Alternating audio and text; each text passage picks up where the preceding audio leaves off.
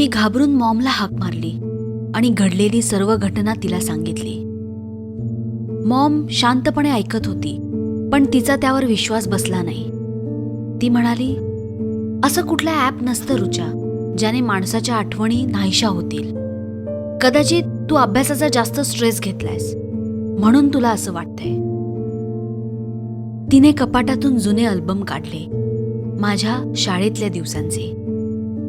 मी ते फोटो पाहत होते, पण त्या आठवणी फक्त चित्रांसारख्याच वाटत होत्या. मॉमचं समाधान व्हावं म्हणून मी तिच्या होला हो करत होते. पण शेवटी मी स्वतःशीच खोटं बोलत होते. थोड्याच वेळात मोबाईलवर पुन्हा एक अलर्ट आला. तो मेसेज पाहून माझ्या हातातून फोनच निसटला.